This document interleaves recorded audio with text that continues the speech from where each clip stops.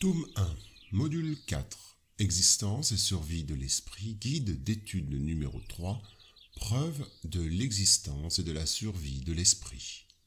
À cette question, l'âme existe-t-elle? La science dit peut-être, les phénomènes du magnétisme, de l'hypnotisme, de l'anesthésie répondent oui, et en cela confirment toutes les déductions de la philosophie et les affirmations de la conscience.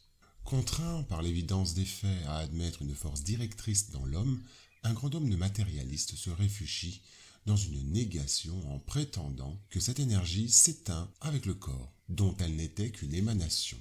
Comme toutes les forces physiques et chimiques distillent, l'âme, cette résultante vitale, cesse avec la cause qui l'avait produite.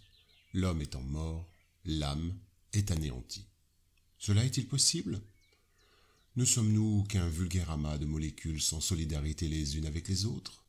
Notre individualité aimante doit-elle disparaître à tout jamais? Et de ce qui a été un homme, ne reste-t-il vraiment qu'un cadavre, destiné à se désagréger lentement dans la froide nuit du tombeau?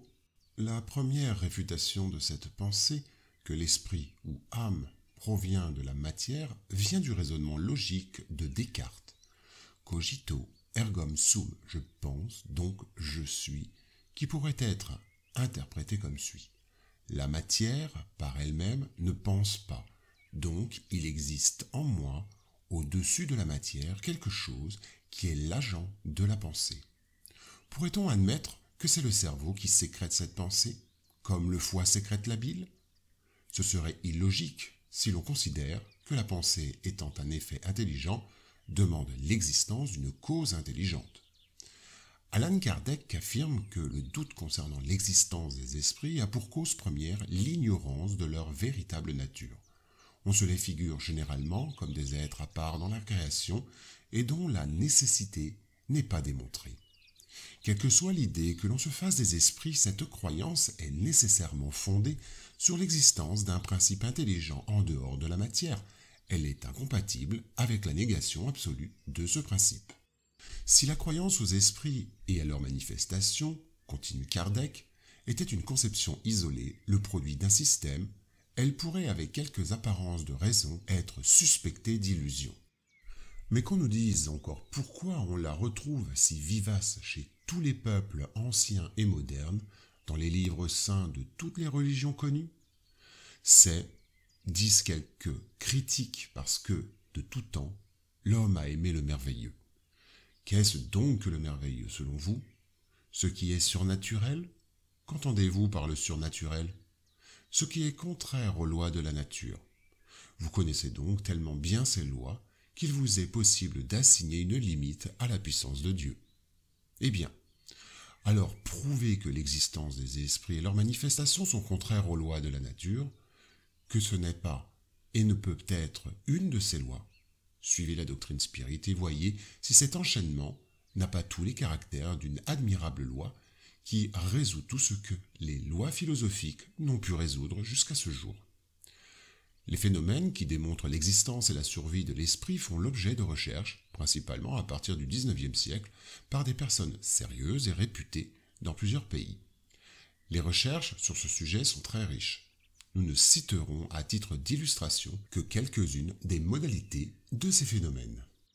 Alors, le phénomène d'extériorisation de l'âme. Pendant le sommeil, lorsque le corps repose, que les sens sont inactifs, nous pouvons constater qu'un être veille et agit en nous, qu'il voit et entend à travers les obstacles matériels, murs ou portes, et à toute distance. L'être fluidique se déplace, voyage, plane sur la nature, assiste à une foule de scènes, et tout cela s'accomplit sans le concours des sens matériels, l'œil étant fermé et l'oreille ne percevant plus. Kardec nomme ce phénomène la clairvoyance somnambulique. Ainsi s'exprime le codificateur du spiritisme. Les perceptions qui ont lieu dans l'état somnambulique, étant d'une autre nature que celle de l'état de veille, ne peuvent être transmises par les mêmes organes. Il est constant que dans ce cas, la vue ne s'effectue pas par les yeux, qui sont d'ailleurs généralement clos. La vue à distance et à travers le corps opaque exclut, en outre, la possibilité de l'usage des organes ordinaires de la vision. C'est l'âme qui donne au somnambule les facultés merveilleuses dont il jouit.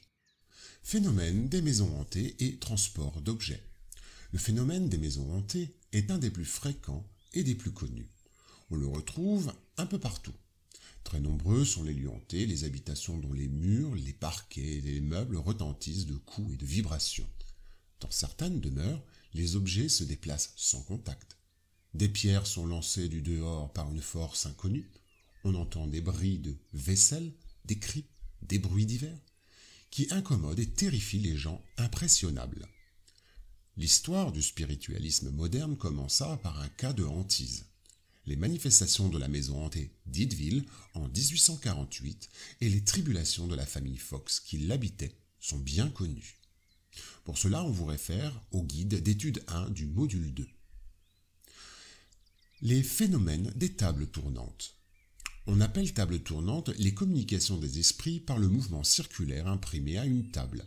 Cet effet se produit également sur tous les autres objets. Mais la table étant celui sur lequel on s'est le plus exercé parce que c'était le plus commode. Le nom de table tournante a prévalu pour la désignation de cette sorte de phénomène. Maintenant, les manifestations des esprits par l'écriture. Il y a plusieurs formes de communication des esprits par l'écriture, à savoir psychographie indirecte obtenue au moyen de planchettes, de corbeilles ou de tabourets munis d'un crayon. Il y a la psychographie directe ou manuelle obtenue par le propre médium sous l'influence des esprits, celui-ci pouvant avoir conscience de ce qu'il écrit ou non. Puis l'écriture directe ou pneumatographie est celle qui se produit spontanément sans le secours ni de la main du médium ni du crayon. Il suffit de prendre une feuille de papier blanc, de la plier et de la déposer quelque part ou simplement sur un meuble. Et si l'on est dans des conditions convenables, au bout d'un temps plus ou moins long, on trouve sur le papier des caractères tracés, des signes divers, des mots, des phrases et même des discours, le plus souvent avec une substance grisâtre analogue à la mine de plomb. D'autres fois avec le crayon rouge, de l'encre ordinaire et même de l'encre d'imprimerie. Ensuite, vous avez le phénomène des esprits par l'audition et par la parole. Les esprits peuvent se communiquer par l'appareil auditif du médium, ce qui permet à ce dernier d'avoir avec eux une conversation régulière. Ils peuvent également agir sur ces organes de la parole. Dans ce cas, le médium s'exprime généralement sans avoir la conscience de ce qu'il dit. Et souvent, il dit des choses complètement en dehors de ses idées habituelles, de ses connaissances et même de la portée de son intelligence. Maintenant, le phénomène des apparitions et de matérialisation des esprits. Les apparitions proprement dites ont lieu à l'état de veille et alors qu'on jouit de la plénitude et de l'entière liberté de ses facultés. Elles se présentent généralement sous une forme vaporeuse et diaphane, quelquefois vague et indécise. D'autres fois, les formes sont nettement accentuées et l'on distingue les moindres traits du visage au point d'en pouvoir faire une description très précise.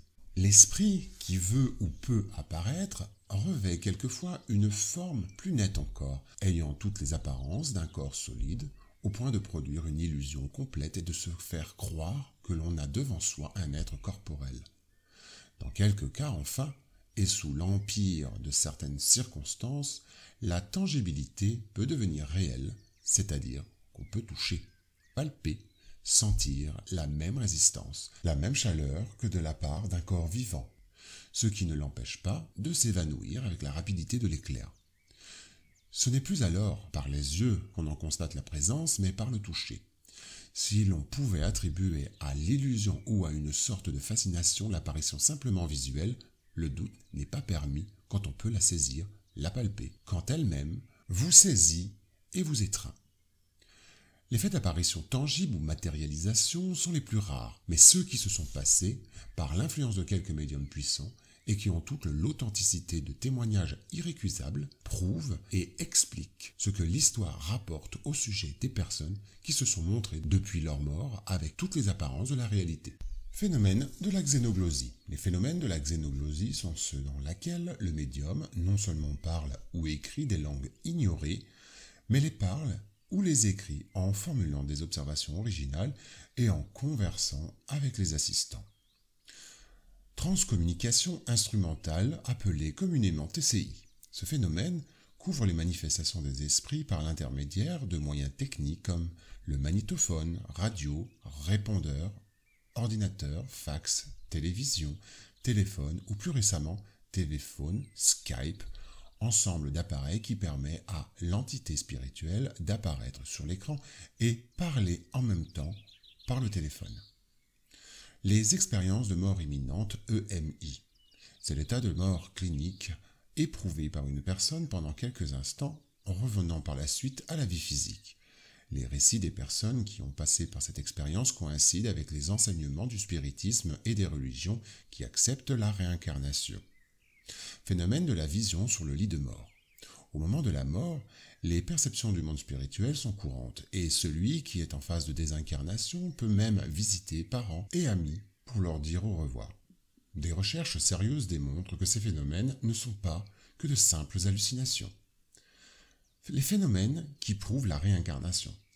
Ces phénomènes, qui sont étudiés dans le guide d'études numéro 2 au module 6, s'ajoutent aux autres preuves de la survie de l'esprit, vu qu'ils démontrent la conservation de l'individualité au long des diverses existences corporelles. Les modalités de phénomènes cités juste avant ne font qu'illustrer la grande quantité de faits qui ont été observés au long du temps par d'éminents chercheurs de diverses nationalités. Cette gamme de phénomènes, qui ne trouve d'explication complète que dans le spiritisme, nous fait dire avec Léon Denis que la survivance est amplement démontrée. Aucune théorie autre que celle de l'intervention des défunts ne saurait expliquer certains phénomènes psychiques sous leurs formes variées. A. Russell Wallace l'a dit, le spiritisme est aussi bien démontré que la loi de gravitation. Et M. Crox répétait, le spiritisme est scientifiquement démontré.